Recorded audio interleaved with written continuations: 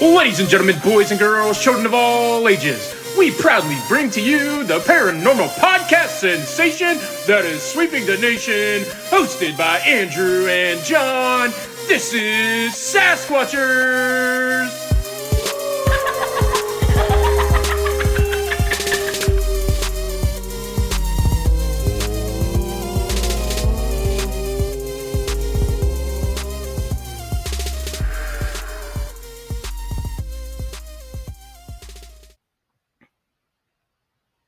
And the intro said it all. I'm Andrew. That is John. This is Sasquatchers.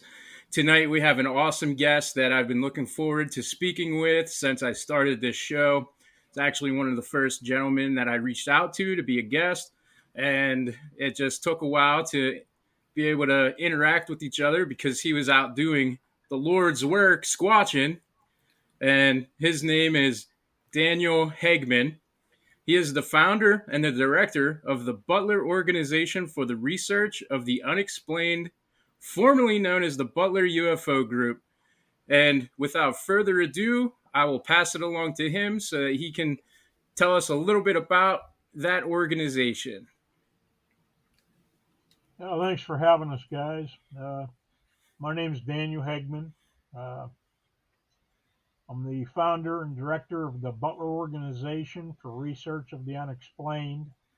That's BORU for short, B-O-R-U.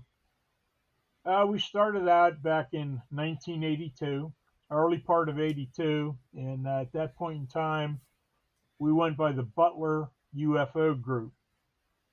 And we were primarily focused just on the UFO phenomena.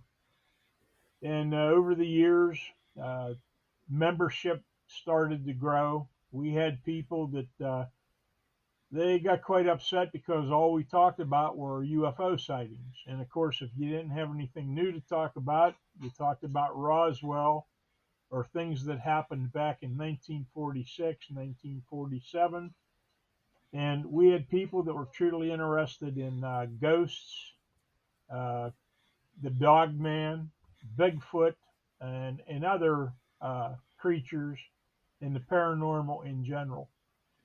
So I thought about it, and I thought, what can we do to broaden our horizons? And we need to change our brand. We need to change the name of the group, and hence was the birth of the Butler Organization for Research of the Unexplained. That pretty much says it all. It covers all facets of the phenomena. I've had people tell me that I'm absolutely crazy. I've had people tell me that when I die, I'm going to burn and I'm going to go to hell for believing in such things. And, then on the other hand, I've had people that they just kind of, go out and it's like they cling to you. They just follow you everywhere you go. Call them groupies, if you will. I don't consider myself in that light, but the reason why I get into it, my first encounter, UFO encounter, I was 5 years of age. My whole family was involved. And of course, back then, you probably have a younger listening audience, but for those of you that can remember what they called the blue laws, and what the blue laws was on Sundays, there was absolutely nothing open.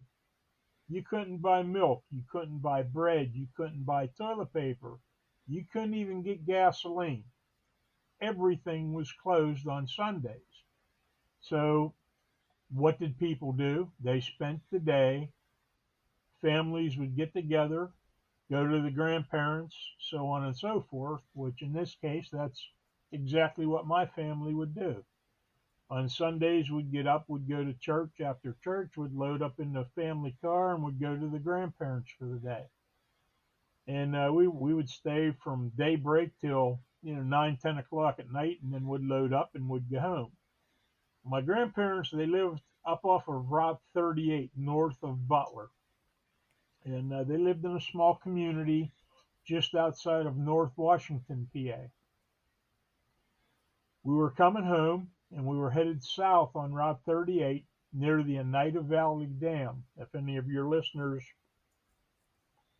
happen to know that name or possibly know where it is, but we're on the most northern part of the reservoir. My uncle had a 1959 Ford Skyliner, and to get a real good idea, your viewers they can look it up. 1959 Ford Skyliner. Half of the roof was made out of, I don't know if it was glass, like the windshield in our cars, or plexiglass, or some type of shatterproof glass. But from the back of the front seat to the windshield, you could look up through the roof. And my two sisters and my aunt were in the back seat. My uncle was driving. I'm sitting in the center front, and my mother on the right. And we were at the coming in 38, most northern part of the dam, and my mother elbows me and she says, "Why are you being so quiet?" And I guess, 5 years old, I was quite a hellion, so I've been told. And I pointed and I said, "Well, I'm looking at those funny lights up there." And of course, immediately my mother, she's looking up, and my uncle, he's periodically taking his eyes off the road and he's looking up, and my aunt and my sisters are trying to look up from the back seat. And he finally pulls the car across the road onto the berm by the dam, and he gets out. He reaches in, turns the headlights off, shuts the ignition off, and what we were looking at directly above the car. Now, the car's moving, and these things are moving right along with us. The minute he stopped the car, these things stopped directly above the vehicle. They were about the size of your average dinner plates, the saucer. They were side by side. One was spinning right, one was spinning left, clockwise, counterclockwise. And it looked like whatever they were was like a orangish, yellowish, reddish kind of burning orb. And you could clearly see some type of structure, but you couldn't quite make it out because of the way they were glowing. We sat there. My mom, she says, Jack was my uncle's name. "Jack, what do you think it is? What do you think it is?" And he says, I don't know. And he get in the car, started the car up, and he pulled back out onto the road, turned the headlights on, and the minute we started moving, these things started moving right along with us. Oh, wow. Now, the whole time they're getting bigger, so obviously they're coming down. And we got to the breastwork of the dam, and again he pulled the car over, and by this time they were bigger than a dinner plate, a large dinner plate that you would get with your dinner set. And you could see a lot more definition. You could tell that there were two objects that looked like they were connected somehow, some way. You could look up between them and you could see stars, so you knew that there was an opening, but in the front and the back, they looked like they were connected. He jumped back in the car, started it up, put it in gear, and peeled out. Didn't have the headlights on, and my mom's hollering at him, "Turn the lights on. What are you trying to do? Get us killed." Now, there's no traffic on the road, north, south. We're the only car going south on 38. We hit a couple sharp S-turns, and these things are right with us, directly above the car. We come into a group of trees, both right and left side of the road, and periodically you could look up through the canopy where the opening was in the trees, and you could see that these things were just now above the tops of the trees. And you could see the glow either side of the road, on the berms of the road, pitch black, but you could see the glow from these things. Then we come into an area where the canopy was so thick we lost sight of them. He's doing about 90 miles an hour. We lost sight of them. We get home, my mother hurry up and got my two sisters and myself off the bed. And my mom, my aunt, and my uncle, they stayed up all night long talking about, what do you think it was? Do you think we should call somebody? So on and so forth. And exactly 2 days later, front page of the Butler Eagle, local paper in Butler, PA. It had northern Butler County residents startled by unidentified aerial phenomena. So there were other people that saw these things that reported them. That was the start.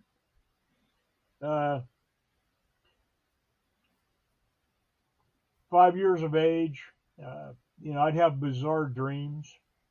I remember one time I was in my mother's bed. She had a queen or king size bed. It was huge.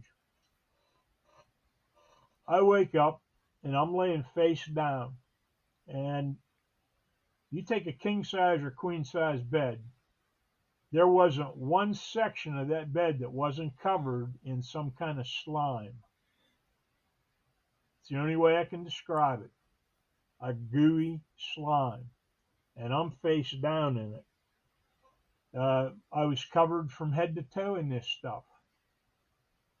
And, my mother come in, she got me up. She, obviously put me in the shower and washed me off and changed my clothes and changed the bedding and whatnot. But my mother had some bizarre things happen to her, possibly abduction. Now, I'm not saying that, yeah, we were abducted, but possibly. We've been told that we've been abducted. I've got scoop marks on my body, scoop marks on dead center of the back of both my hands that it looked like somebody drove a spike the whole way through both of my hands. No idea, I've never injured myself any way, shape, or form that I can account for having those marks. I've got some scoop marks on the fronts of my legs, from my knees down to my ankles. I've got an object embedded in my right leg. I've had both my knees operated on, each of them 3 times. And the surgeon asked me, he said, what'd you do with your right leg, your shin? And I said, what do you mean? He says, well, you got a foreign object in there. He said, does that bother you? And he's pushing and prodding, and I said, no, but you could clearly feel it. And he said, well, let me show you these x-rays. And he throws the x-ray up on the viewer, and it looks like it's got little wires coming off of it. And he said, you sure that's not bothering you? And I said, no, I wouldn't even have known it was there until, you brought it up. He said, well, as long as it's not bothering you, we're not going to mess with it because it looks like it's embedded into the bone. But yet, if you take a magnet will stick to it. I have the effect that if I walk by an AM FM radio and you've got a perfectly, clear signal, when I walk by it, the signal goes completely away and you have nothing but static. Used to deal with a bank out at the Clearview Mall, and we'd get paid every Friday. So Friday nights we'd go out there to either deposit my check or deposit some of it and take some of it. And you'd walk through the first set of doorways into a little vestibule area, and then there's a second set of glass doors into the mall. And when you went in, the first business on the right was the bank. I'd walk through that first set of doors, and all their computers would go offline. And a Friday night, people cashing their paychecks, and the bank is busy. The first 3, 4, or 5 times it happened, ha ha ha, and then it got to the point. We went in and were met at the second set of doors going into the mall by the branch manager, and she hands me this envelope and she said, "We're sorry, you cannot come in here anymore," and they closed out my account. And every single time I'd go in there, their computers would go offline. That hasn't happened for quite some time. As far as I usually deal with the ATM machine. I don't go into the bank unless I have to. But we have ceiling fans that are remote control, and you'll be sitting there. They turn on, turn off by themselves. TV turn on, turn off by itself. So I have that effect on electronics. I can't explain it other than it happens. And I'm with friends or around people, and this stuff happens, and they just kind of look at you like, what the heck is going on. Uh, Beyond that, uh, a multitude of UFO sightings, sightings that literally cannot explain, although, definitely some type of craft. There was an incident where I call it a light being because that's the only thing that I can refer to. Uh, my whole family plagued with god awful severe migraine headaches, debilitating. I'd get them so bad I would have to go into a completely dark room, no sound whatsoever, put an ice pack under the back of my neck, put one on my forehead, total quietness, total darkness, and pray that I would fall asleep. And when I wake up, that the headache is either subsided or gone. And in many cases, subsided somewhat, but would last for days on end. That sounds Uh, terrible. yeah, it's no fun. Uh, my children, my children are plagued with migraine headaches. My whole entire family, but with this one particular night, my mother got us off to bed. She had a migraine headache so bad she just couldn't function, couldn't lay down. She just couldn't get comfortable, so she went out and she's sitting on the edge of the couch. Now we lived at that point in time. We were living above a grocery store, and you'd come in off the street. You'd go up 14 steps. You'd have like a little bit of a hallway. You'd make a left. You'd make a right, go up about 10 more steps, another little bit of a platform or hallway type thing, turn to the left, and you'd go up 4 steps, and you were in the hall. And these rooms were like 20 by 30, 25 by 30. The rooms were huge. You'd come up in, you'd be in the hall, you'd make a right, there'd be a long hallway to your right that would take you back to the bathroom, or you'd go straight through into the kitchen. Excuse me, make a left, you'd go into my sister's room, make a right, come into my room, then into my mother's room, make a right or a left, and you'd go out into the living room. It was just like a big rectangle, but all separate rooms. My mom's sitting on the edge of the couch. She's trying to get comfortable any way that she can. And, she's holding her forehead, ice pack, and she tries to lay down, and her head's throbbing so bad she has to sit up. Now, there are no lights on. House is total dark. All at once, the hallway lit up like the sun had just come up, like it was daylight.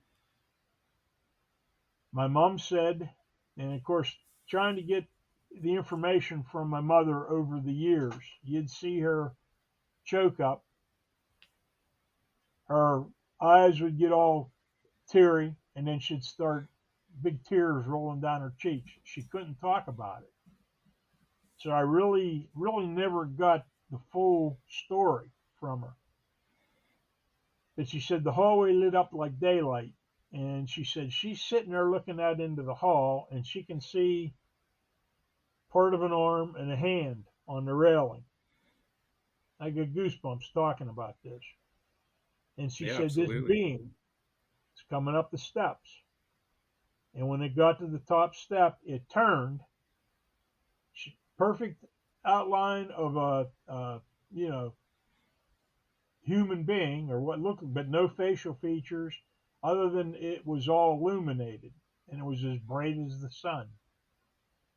Started coming toward the doorway, and as soon as it crossed from the hall into the living room, the next thing she remembered, she was waking up and she's laying on the floor in front of the couch.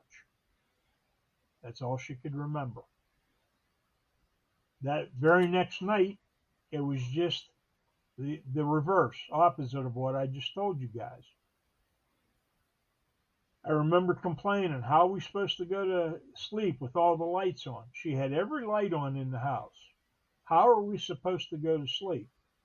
Just shut up, go to sleep. And again, she had the bad headache. She goes out and she's sitting on the couch and she's holding the ice pack on her forehead and one on the back of her neck. She couldn't lay down. And she says she heard this knocking noise. And she looked up and she seen, this time it was all black. She could see the arm, the hand, next thing, the full figure, and it turned. And she said when it turned, it was almost like it was mechanical. Turned, started coming toward the doorway, and again, as soon as it crossed through into the living room, the next thing, she woke up.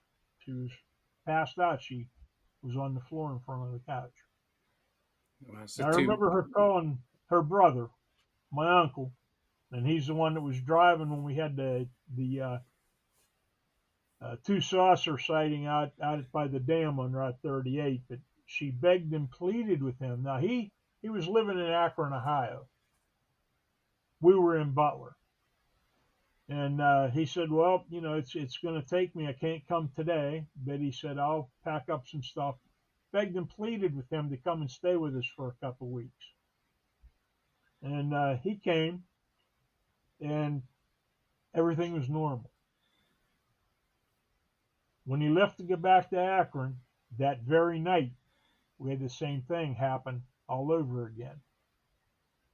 And of course, you know, my mother, she had marks on her body that no one could explain. The doctors were puzzled by it. But yet we were told, you've been abducted. Years went by. I used to go up to Greenville, PA. There was a group up there, a woman by the name of Sharon. She'd have monthly meetings. And there was a group that would attend our monthly meetings. We'd get together and we'd carpool and go up to her meetings. And this one particular time, you know, she's telling me, she said, Dan, are you coming next month to the meeting? And I said, oh, yeah, I'll be here. I'll be here. And she said, well, there's a woman that wants to meet you. And I said, oh, okay.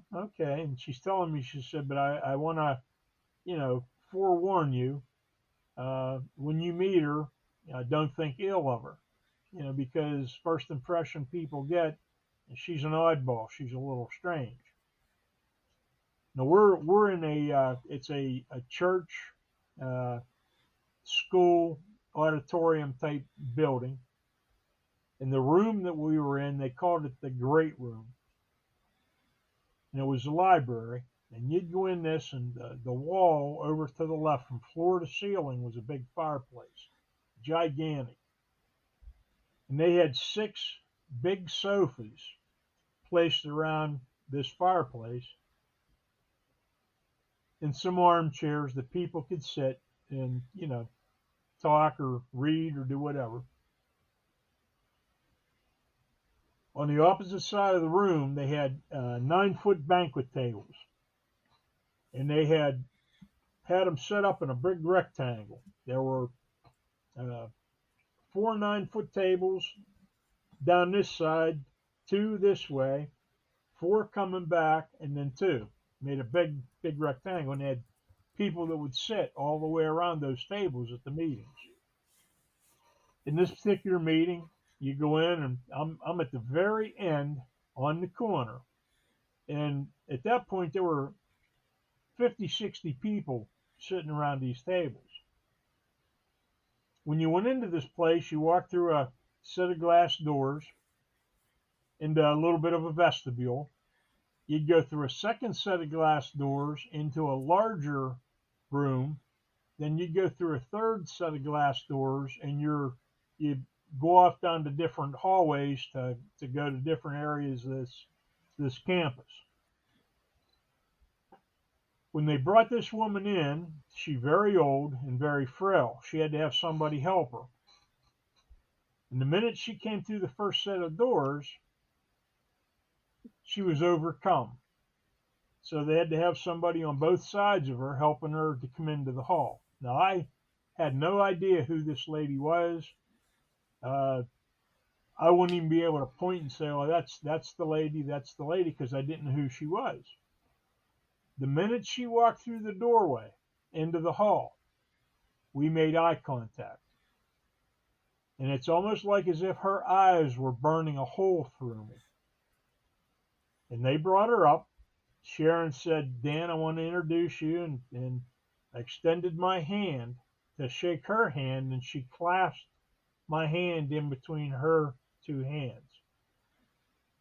Never took her eyes off of me. She's staring me dead square eye to eye, and the first thing that came out of her mouth was, "You have been taken 23 times." I have this all on Wow. audio. You meet somebody for the first time, and they tell you, "You've been taken 23 times." Yeah, hey, what? I mean, I can say that nobody's ever introduced themselves to me like that. So Yeah, it makes you wonder. I mean, it really does. it Now, does. I'm not saying that I'm not saying I have been. I've been told that I have been. Uh, I've had bizarre dreams. I call them virtual dreams. We all dream, and the best way I can describe it is, do you ever have a dream that you'll wake up, you need to go get a drink of water, or maybe a bathroom break, and you say, "Wow, that dream seemed like it was so real." You get up, Yeah, you yeah, go of get a course. drink, thinking about it. You go to the bathroom, thinking about it. You go back to bed, and the minute you laid down and your head hit the pillow, and you dropped off into a deep sleep, that dream picked right back up where it left off. Never skip a beat. I call those virtual dreams. I've had dreams my whole entire life that one of them, and I still have them today. Uh, you're in a blacker than black void. Now, this is the only way I can describe it.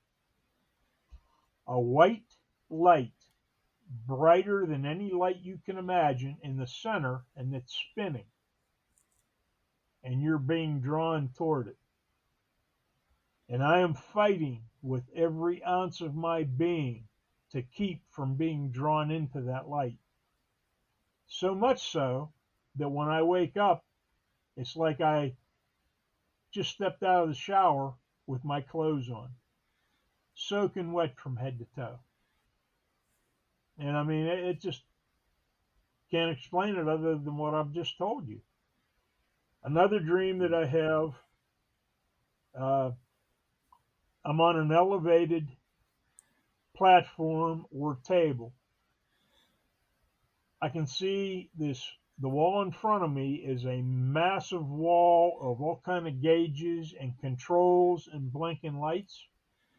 And there are all these beings, every one of them are dressed alike, and they've got their backs toward me, and they're manipulating these gauges and these controls. And I'm screaming at them at the top of my lungs to try to get them to acknowledge me, to let me get up off of this table, and I'll wake up, and again, I'm soaking wet, like I just get out of the shower with my clothes on. I try to encourage people, when you have dreams, especially what I consider virtual dreams, keep a journal beside your bed or in the nightstand. And, if you have a dream like that, before you lay back down to go to sleep, jot down as much as you humanly possibly can remember. You might do that for 6 months. You might do that for a year. You might do that for 2 years. And you pick it up and, this is just a bunch of mumble jumble. It doesn't make any sense.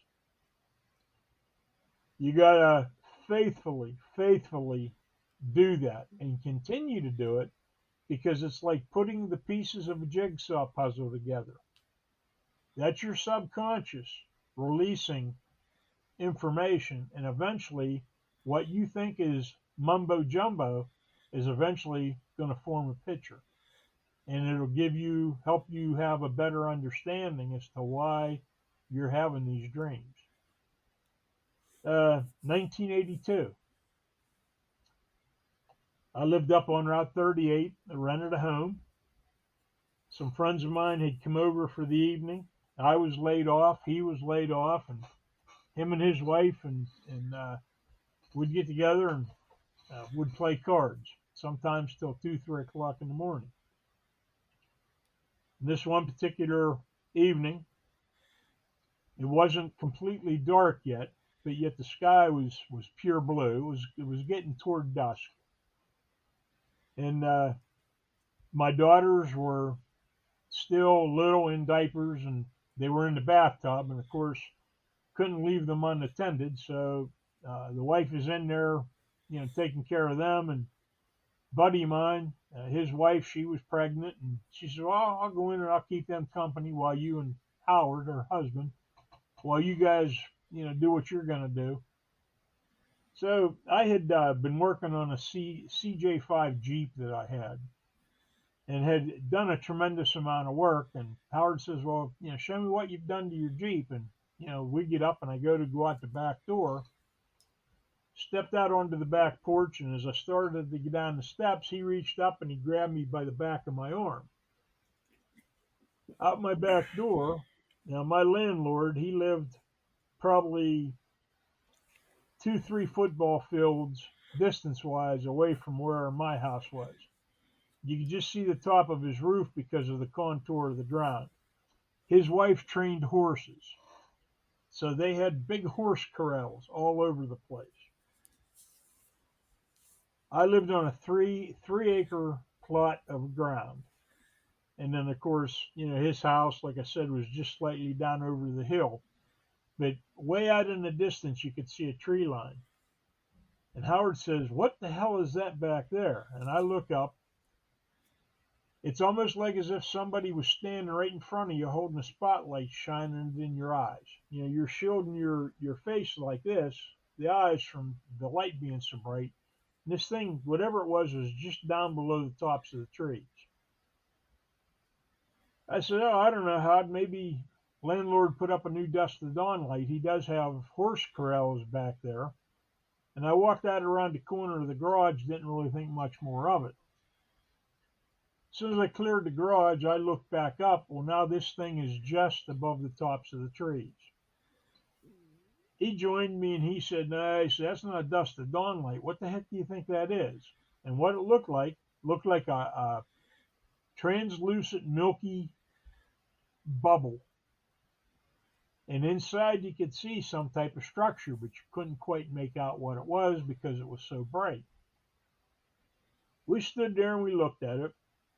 I went ahead and I pulled the hood pins on the Jeep, lifted the hood up, and I walked around and opened up the door and reached in and I started it up. And as soon as I started it up, split second, boom, and that brightness of that object winked out. Didn't go out completely, but it dimmed significantly. And when it did, you could clearly see the perfect outline of a triangle. And of course, the whole thing was enclosed in what looked like a translucent, milky kind of bubble. How big do you think that triangle was? I'm sorry? I'm sorry. I had just asked, how big do you think that triangle was? Well, I'll get to that. Okay. I reached in and I turned the Jeep off. And the split second I turned it off, boom, the brightness come back. Wow, look at that. And I reached in, I started the Jeep back up, and boom, it diminished, didn't go completely out. And I thought, this is just too unreal. So I reached in, I shut the Jeep off, and I ran in the house. And I remember when I ran in, I wanted to go back to the hallway to tell them to come out and look at this thing. I have a background in photography. I didn't really get into that in the beginning, but I'd been taking video and still pictures of my children. I had a 35 millimeter camera sitting on the dining room table, fresh roll film in it. I had a, professional grade video camera, and had a fresh magazine and a full battery in it. I run back the hall and I say, "You guys got to come and see this. You're not going to believe this." And when I went past the TV, it was just like a kaleidoscope of colors. There was no picture other than just an array of every color of the rainbow just swirling around my TV screen. The lights were dimming, getting bright, dimming, like a power surge in the electric. I ran back and, my wife says, "Well, I can't leave the girls unattended." And Howard's wife, Terry, she says, "Well, I'll come out. I'll come out." So what do I grab? And I kicked myself, excuse my French, kicked myself in the ass because I didn't have the wherewithal to grab that 35 millimeter camera and that video camera. What do I grab? A telescope and a pair of binoculars. We go out, I throw the binoculars to Howard. Didn't really realize he put the strap around his neck. Now I have a long telescope and I'm trying to get this thing focused in this telescope and realized it's futile. And I threw the thing down on the ground and I reached up and I grabbed the binoculars and I about took Howard's head off because he had the strap around his neck. By this point, you couldn't see that bubble anymore. You could just see the triangle itself.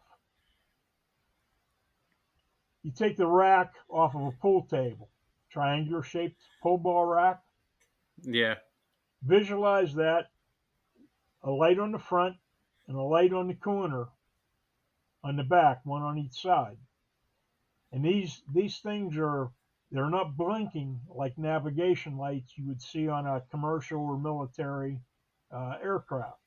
They're pulsating erratically.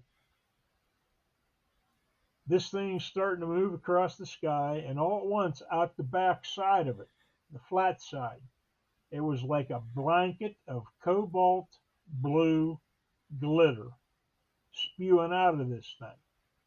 And you could actually see what looked like particles of stuff falling to the ground. And probably, Oh, wow. That's probably shooting out of this thing 30, 40 feet. And again, I'm So, thinking, wow, look at that. do you think that? Go ahead. I'm sorry. I was gonna say. So I read that. I think in like the Clarion News when you had talked about that. So is that like spent fuel, or is that like how their I've had propulsion systems work? A lot of researchers over the years, physicists, people that have doctrines and whatnot. They said that they thought it was a plasma discharge, but I don't know that to be fact. We watched this thing, and at this point, it's looking up at it at about a 45-degree angle. As it was directly above us, the best way I can describe size, you asked how big it was. If you were to take one of those pull ball racks and hold it up at arm's length and look up at it, that's how big this thing was. So actual size, it was ungodly huge. Now we're looking directly up at the bottom. And these lights, they're just pulsating erratically. Howard says, "Look, look, look, look." And between the front light and the two lights on the back, you could see crescent-shaped openings. Same distance, front to back. And when those openings opened up into full circles, you could see up inside this thing.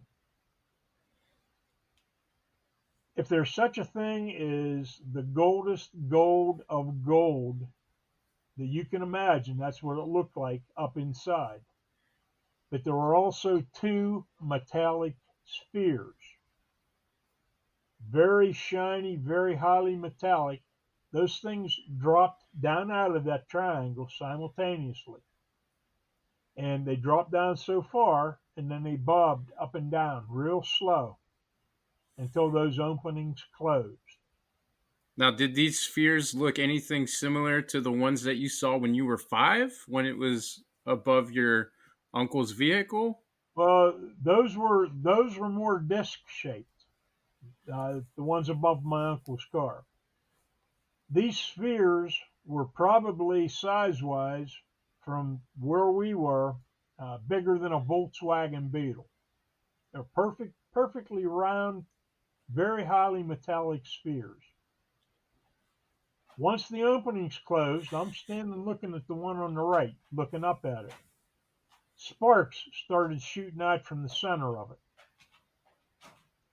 I turned to look to see what the one on the left was doing, and just that quick, in the blink of an eye, one shot north, one shot south. The lights on the bottom of this triangle went even crazier. It went from a stationary position to a zigzag to the left, zigzag back to the right, and in the blink of an eye shot straight up till you couldn't see it anymore.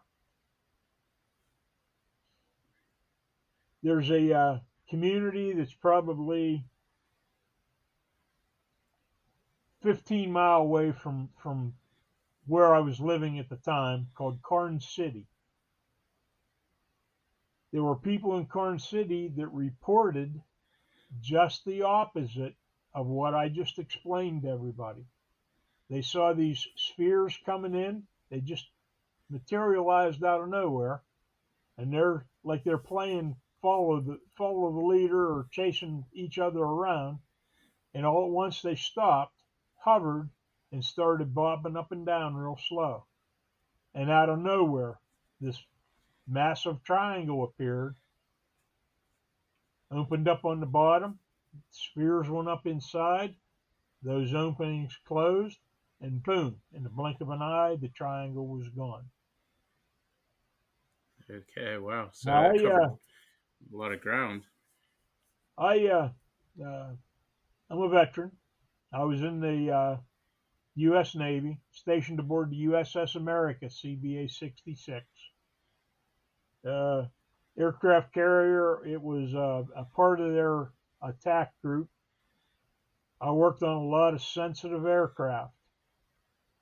And I know, beyond a shadow of a doubt, what we saw is not anything that we have. I'm also a former police officer.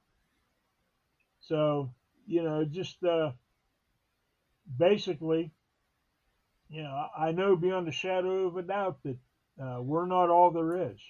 There's over 100 billion star systems in our galaxy. Life is abundant. Our government has been in contact with several different races of aliens. Even though you hear about disclosure, I hope and pray that in my lifetime, our lifetime, we will have full disclosure. You're starting to hear more and more and more about UFOs, now called UAPs, unidentified aerial phenomena. Our government is still withholding critical information from the people. Full disclosure is not going to come from our government.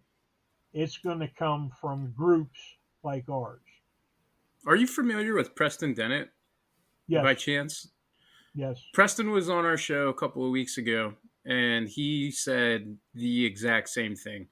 I had asked him, and I will ask you, I mean, you just said such an incredible amount of things that I want to, kind of fall back to and ask questions about. But before I do that, do you think that the conversations that we were seeing in front of Congress recently, do you think that is part of disclosure, slow drip,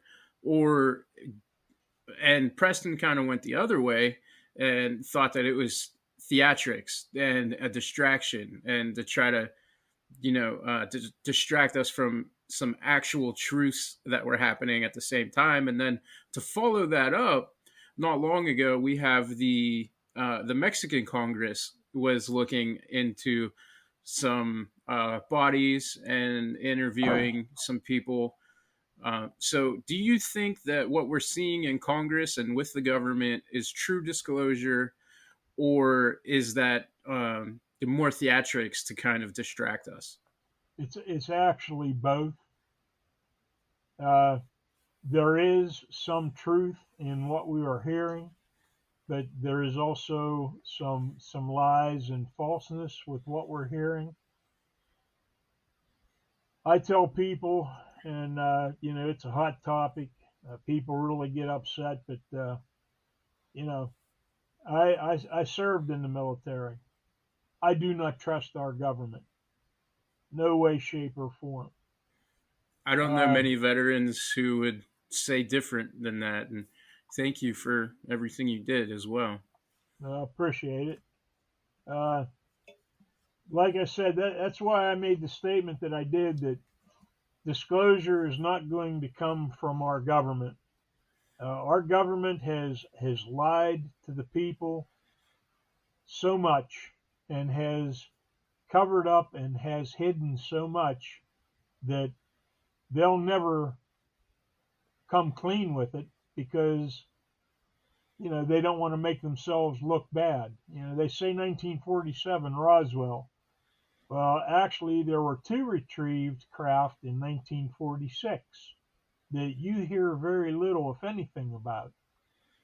Our military, on a day-to-day basis, right now, day to day, are having close encounters with UAPs off the West Coast, off the East Coast of the United States, and you're not hearing about it on the evening news.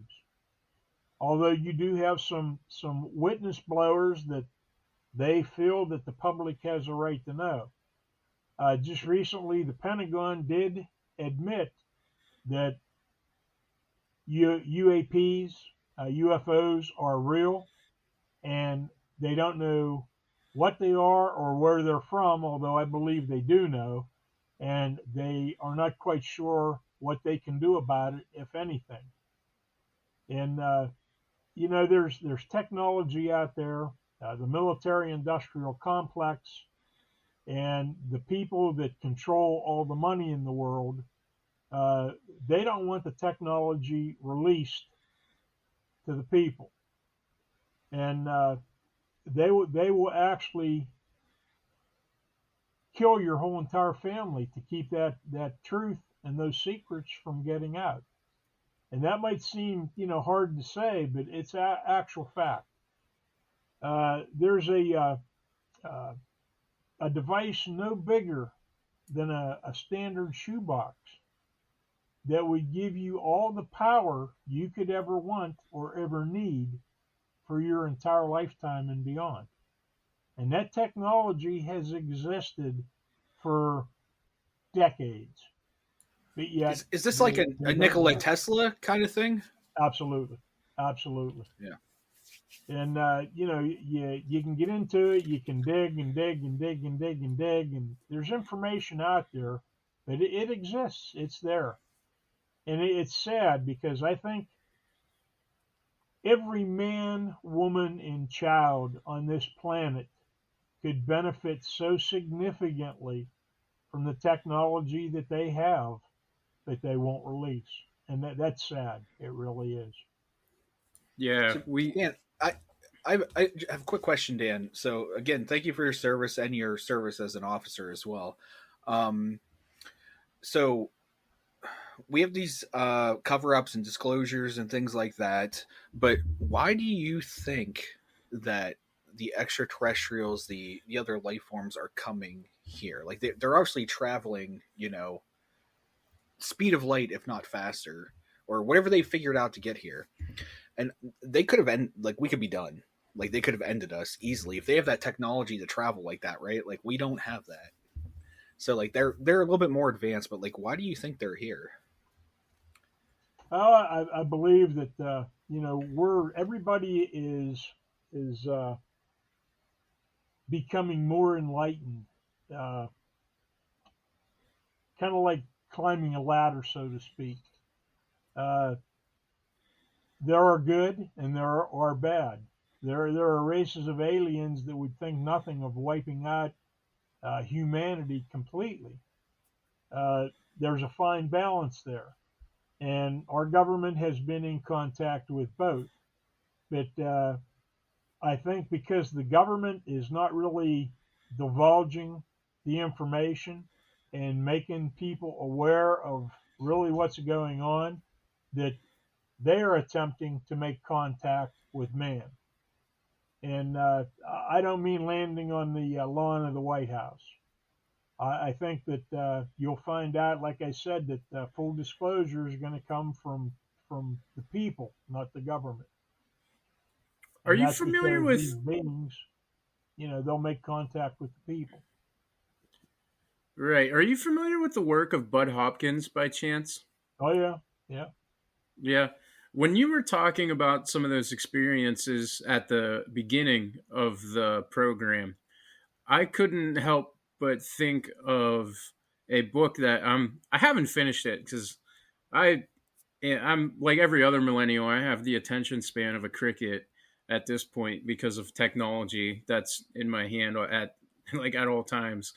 But I've been reading this book called Intruders: The Incredible Visitations at Copley Woods, That's a and of good book. course that's a follow up to Missing Time, a documented study of UFO abduction. So I have not read Missing Time, but he talked about Missing Time in Intruders, and in Intruders he talks a lot about some of those things that you said you experienced. So your scoop marks, those are documented all throughout this book. Um, some of the dreams that you had talked about are discussed in this book with the people who were kind of, I don't want to say suffering, maybe experiencing these events with extraterrestrials as well. So you said you had that implant on your leg and you still have that. Do you think that these uh, experiments or operations, whatever is occurring, is not nefarious? Like that this is something that was done in a way to help you in some way? I have a lot of mixed feelings when it comes to that. I think that there have been so many documented cases where people that have been abducted say that these beings they have no feelings. I think a lot of it has to do with genetics and DNA and crossbreeding, and that That's these aliens are trying to create a crossbreed, a bridge between them and us. I And know ultimately that's where he goes with that part of yeah, the rest of the book that I haven't gotten to yet, but um, I do know that that's essentially where he ends up going as far as his theories in that book Intruders. So I'm glad you brought that up. So Actually, if you look at it from like the perspective that there are life forms coming from outer space coming here to like do different experiments and breeds and stuff, let's reconsider for a second. This is just hyperbole. This is just an example, but let's consider like, what if they're demons? there What if are they're not actually a lot of Yep. speculation that these beings are the work of Satan. So we talked to Father Vincent Lambert a couple weeks ago. He is the one of the most known exorcists within the Roman Catholic Church. He's in the Diocese of Indianapolis, and he said that like a lot of he believes that a lot of these interactions are demons, right, and not extraterrestrial life, but it's a demon manifest on Earth. So if we take that and consider like, is this aliens or what if it's demons? How does that change? That completely changes the story, right? Because now it's not just extraterrestrials trying to interact with us, but now it's demons. So that's a different story. Yeah, it's you're getting into an area where there's so much speculation. Uh, it could possibly be. Uh, Again, I'm hopeful that in our lifetime we will find out one way or the other. They say end times are here, and we are all going to experience end times. That it's that close, but we just have to wait and see, I guess. Have you ever tried memory regression therapy at all to help with any of the missing time that you guys experienced? I uh, through our membership, our group, we have several people that are abductees, and they are working with regressive hypnosis, and they've been trying to get me to go under regressive hypnosis, and I'm kind of torn in half. And half of me wants to do it, the other half of me is telling me that I'm not ready. And I've been told to just walk slow and that continue to do what I'm doing, and that'll eventually bring me up to speed to where I'll be more comfortable and go ahead and go under regressive hypnosis. Oh yeah, absolutely. If you're even, I'd say the smallest portion of you wasn't ready to hear that, I imagine that it would be um, kind Traumatic. of shattering to your Yeah. being. Yes, traumatic, and so um, that would be interesting, though. When if you ever get to that point, I believe we talked very briefly about Dr. Greer on the phone, and I think he was involved with some of that before the Disclosure Project. Um, I don't know if he's still actively involved with that or not, but I know He's that's just he's another. very Dr. Stephen Greer is very actively involved in disclosure. Uh, he uh, was or is the head of CSETI, the Search for Extraterrestrial Intelligence. He does seminars all the time, and he has seminars all over the country, especially out Sedona, Arizona. Uh, Now we had several years ago, we had Dr. Stephen Greer come to the Butler County Community College and put on a presentation for us. And uh, just since then, he has grown significantly. He's worked with a lot of our leaders in Congress. He's testified before the Congressional Subcommittee, uh, on UFOs and whatnot. So yeah, he's one of the forerunners. Uh, Yeah, yeah, I consider him kind of like one of the last outlaws of the paranormal. oh, absolutely, He absolutely. he just comes from that age of study that just doesn't exist anymore, and I I feel like I romanticize it a lot. That 80s era, 90s era um, ufology. It's I just can't help. That's why I picked this Intruders book up. I just saw it randomly and it just called to me. Like I knew I had to have this. But I don't know. I guess you got your Travis Walton era where things were harder to fake. It was still new and in some ways scary.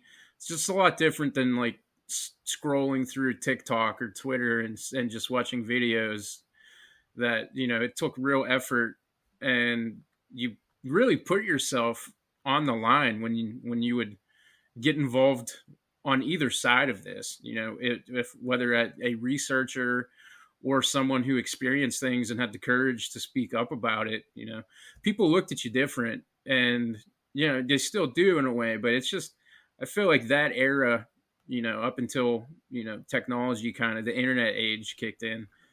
it was definitely, you were more brave of a person to get involved, and there's not a lot of people like Greer left. Oh, that's right. That's right. I encourage everybody. Just I tell people a lot.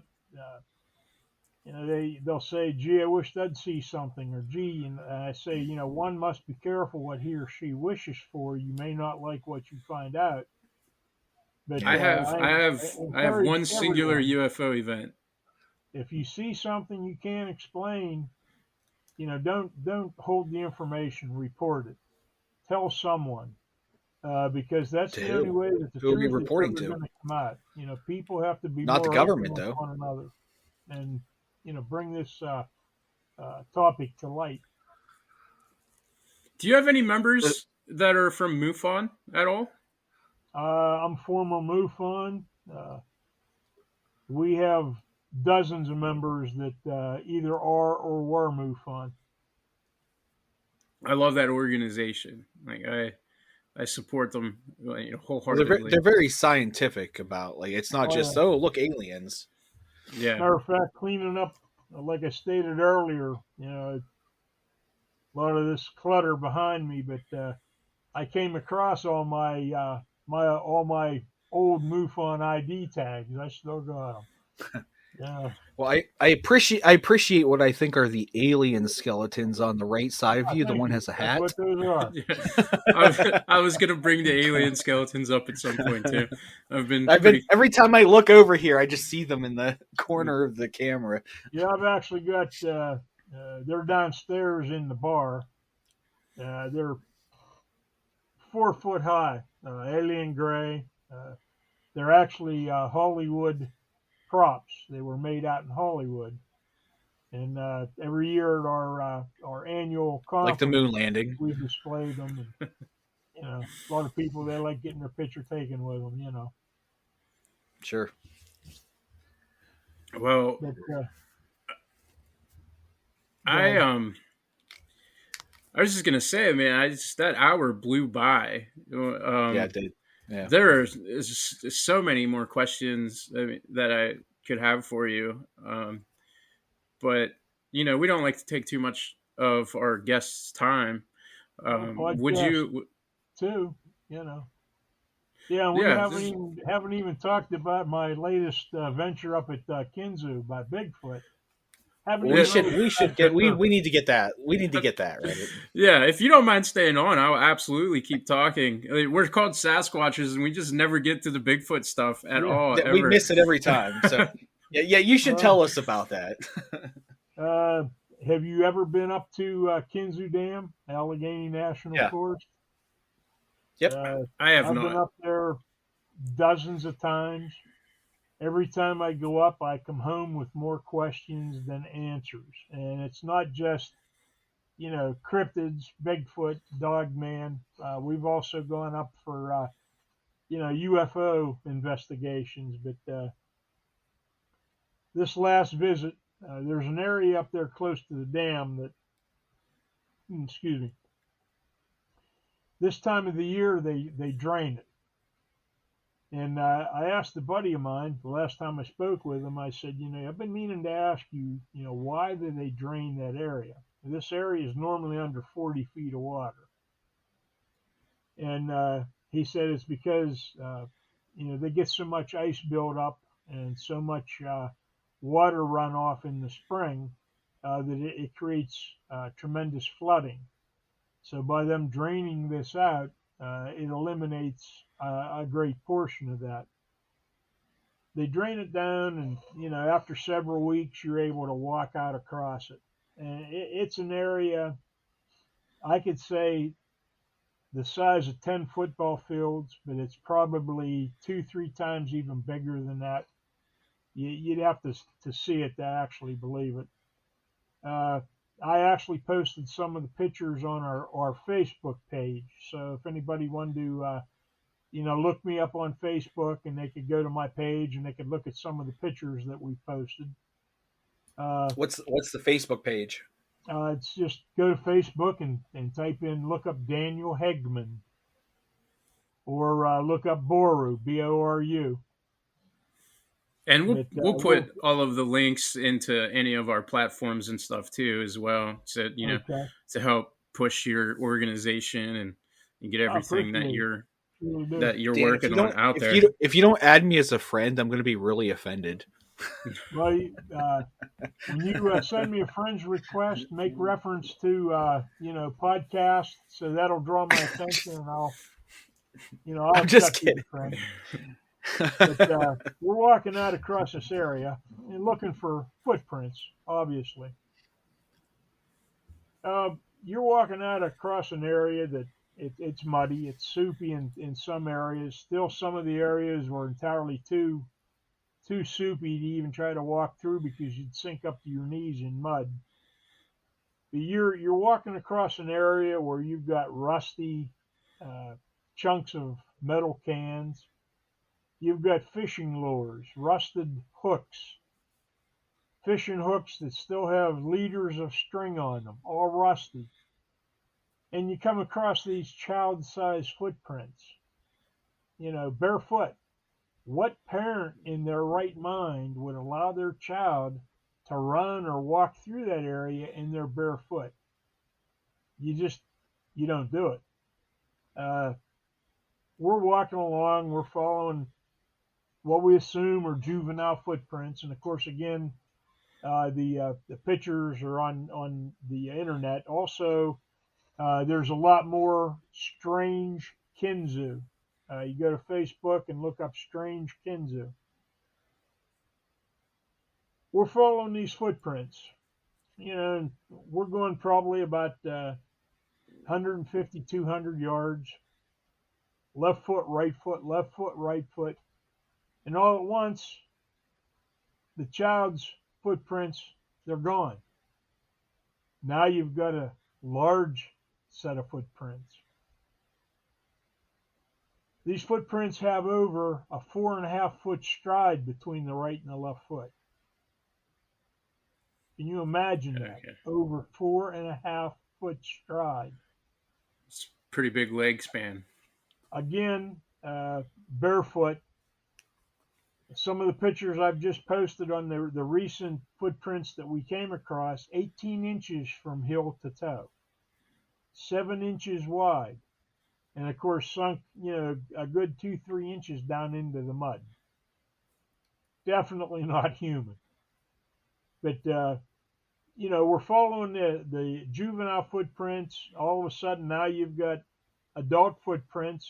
The juvenile footprints are gone. You have to assume it picked the juvenile up. Now the adult is carrying the juvenile. You're following the adult footprints. You go maybe 100, 110 yards, and all at once there's one footprint, and there's nothing beyond it. There's nothing to the right. There's nothing to the left. Where did it go? It's almost Okay, like so as if something come in and picked it up. I you're can't you're explain it other than that. you're bringing Yeah, something up that I've been wanting to ask people with experiences with Sasquatch and Bigfoot, and like we said, we just we just don't get to it.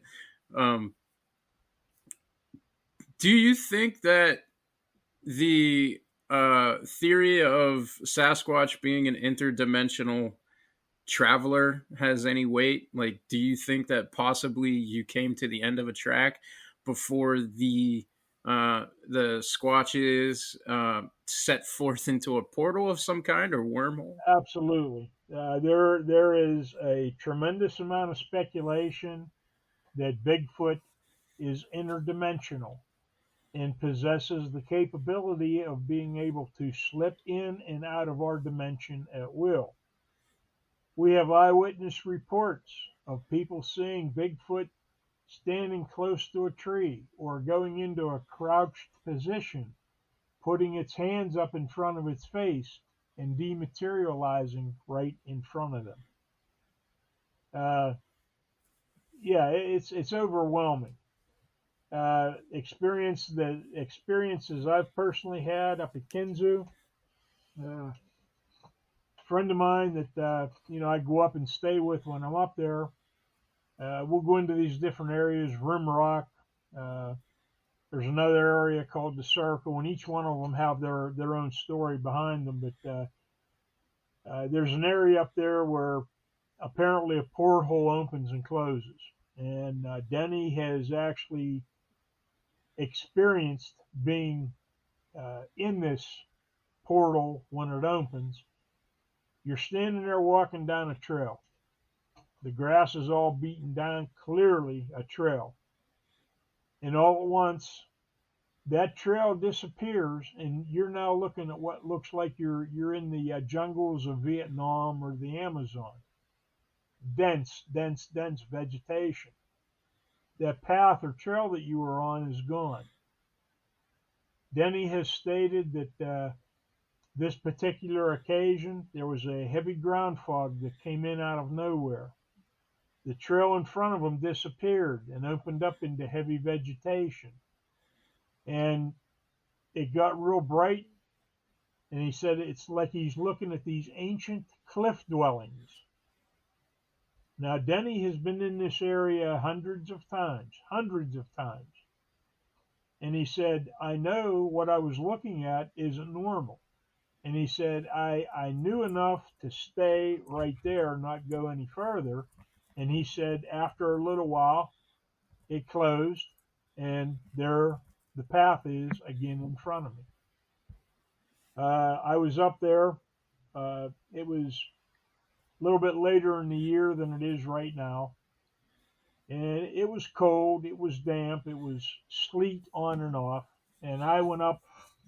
I had an electromagnetometer with me, some other equipment. And I'm standing there, and I'm starting to do a sweep. And all at once, the needle started teetering back and forth. Come up about half scale, and then slowly drop back down. Come up half scale, slowly drop back down. Denny's standing to the right of me, and other guy, Jim, was standing to the left of me, and all at once, that needle pegged so hard, full scale, that I thought, holy crow, did my meter just blow up or what? And they could hear it. They didn't see it. They could hear that needle slamming full peg. And then that needle slowly wavered until it dropped back down to zero. And I looked at Jim, because both Jim and Denny, they were born, grew up in that area. And I said, are there any underground electric lines here? High tension underground electric lines. And Jim said, you bring a backhoe in here, you could dig to China. You're not going to hit any electric lines. There are no high tension lines overhead. So therefore, can't explain why that meter was acting the way it was. The wind picked up, it started sleeting real bad, and we ended up going back to the car. I told Denny, I said, I wished I would have just stayed in place, because this is the area where that portal opened. He saw the ancient cliff dwellings. That's where we were. And I think that it was possibly starting to open up, and it was, we just left too soon. Denny has a friend that it's not a friend, a family member on the sheriff's department. And Denny, he goes in daily. He'll go out, he'll just day in, day out, day in. He's out walking these trails and walking around. Sheriff's department, car pulls up, and the window goes down, and they holler at him, Denny, come on over here. And here, not the guy driving the sheriff's car, but the guy in the passenger seat was Denny's relative. And they warned him. They said, you can't be doing this. And Denny said, can't be doing what? And this is a park. It's open to the public. I'm not doing anything wrong. No, we didn't say you were doing anything wrong, but we're going to warn you. And this is the only warning you're going to get. If we get a call from your wife or somebody that says that you didn't come home, nobody's going to come looking for you till daylight, because we don't come into this part of the park after dark. Even if we have to go to the bathroom, we'll drive across the road down to the next, uh, portage on or whatever, and go to the bathroom there. We will not come in this area after dark. Then he said, "Why?" We can't tell you anything more than that. His relative said, "Denny, are you packing?" And Denny says, "What do you mean am I packing?" "Yeah, I got my backpack right here. Let me see it." Looked through his backpack, and he didn't have any weapons with him other than a knife, cell phone, flashlight. And they told him, they said, "You come back into this area, you better bring something big enough that can drop an elephant. That's all we're going to tell you." Wow. Denny has had people tell him, uh, park officials, that they've seen things that are not of this world running around in the woods up there. They And wouldn't go just into not detail. at liberty to But, discuss it. Denny on his trail cameras, and like I said, many of these pictures are on Strange Kinzo. Uh, he calls it the mole creature. And we don't know if it's a juvenile Bigfoot. We've tried blowing the picture up, and we've used software to enhance, to try to clear the picture up even better than what it is. And tell you what, it looks almost prehistoric as far as the creature that he's captured on his trail cam. And Oh, we that's don't know if cool. that's what these park people or his relative in the sheriff's department is referring to. Now he's had like family outings and family reunions, and he's had this family member there and trying to pick his brain, but he said, I can't tell you anything more than what I've already told Huh. you. I mean, it's bad. Denny's had personal, uh, 10, 12 foot away encounters with Bigfoot.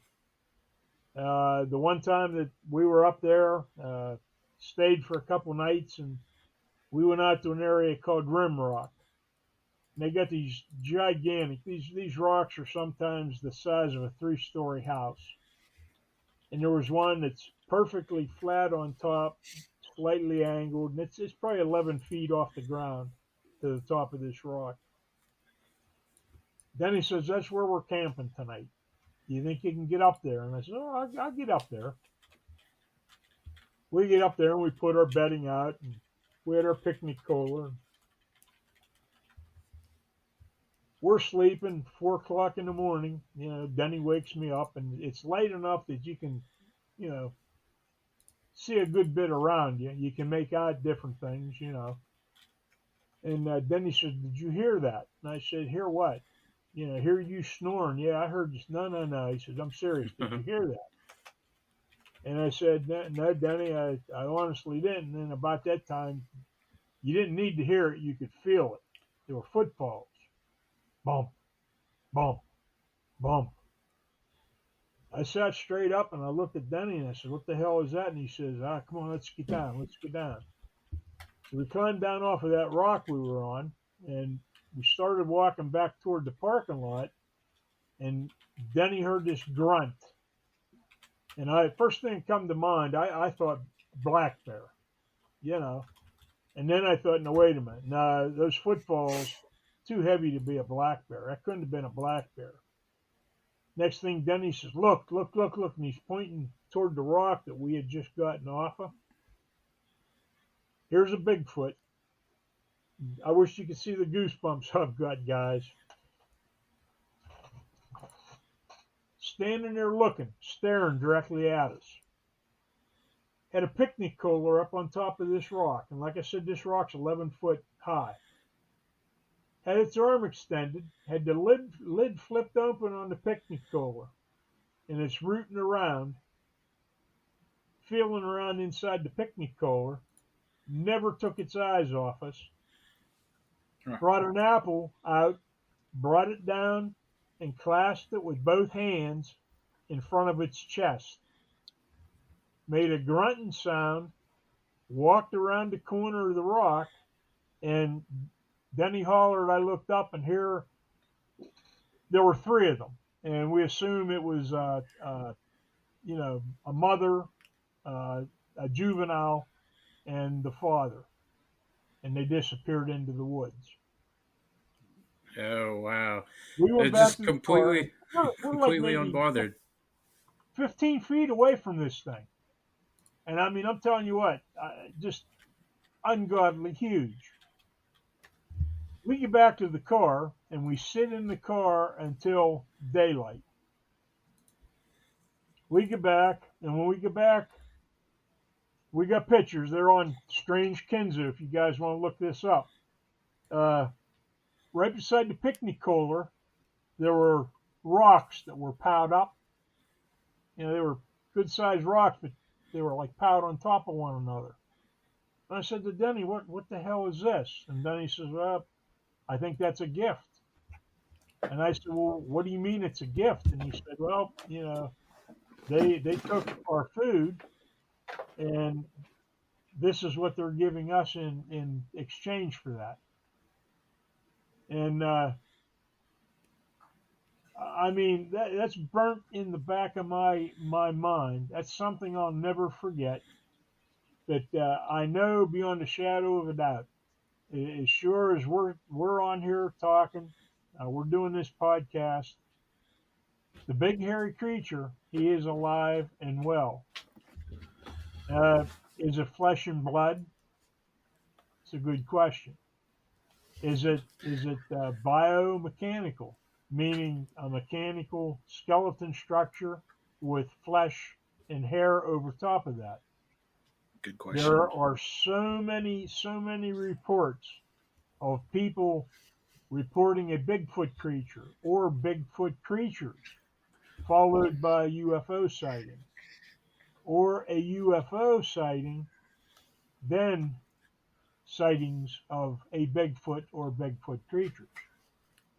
When you look at it in that respect, and then you think about George Lucas, Star Wars, where did he ever get the idea to cast a character as the Wookiee, a Bigfoot? Think about it. But they're real. Absolutely. They exist. But so Dan, if you had anything to say to like the naysayers and the haters and that, what would you tell them? I have, and I will continue to do so. You don't have to believe what I say. You can call me a nut. You can call me a kook. You can tell me I'm as crazy as a $6 bill. Keep an open mind. That's all I say to them. If you don't believe, just keep an open mind. Here at Sasquatchers, we encourage that same sentiment.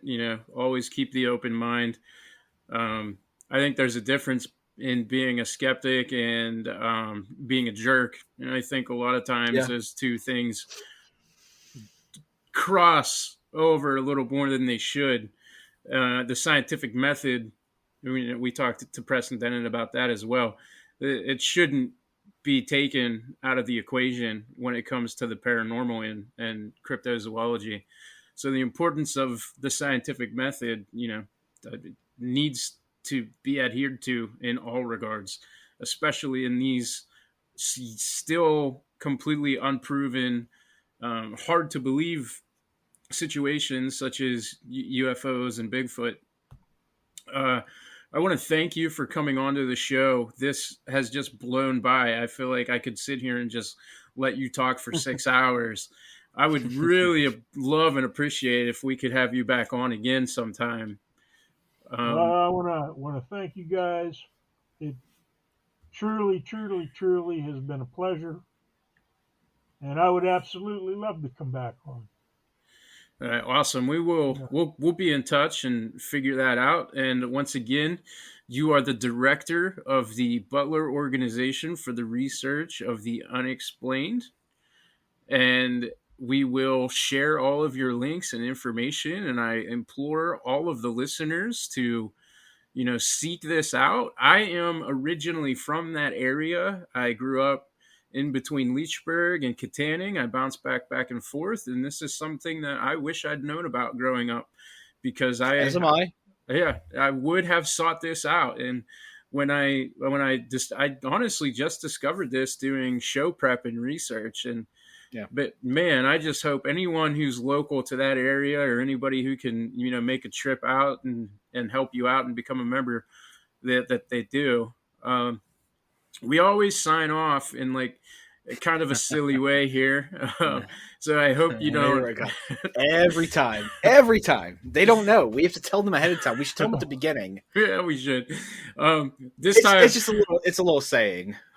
We always sign off with "thanks for squatching," so I just don't want you to be taken aback by how silly I'm about to look. But as anyone listening could tell, I've been playing with some of our production values tonight, so I'm going to just go ahead and press this button here, and then at the end, maybe we can all say thanks for squatching.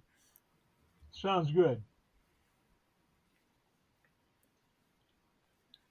Once again, I want to thank anybody who took the time to listen. This was Sasquatchers.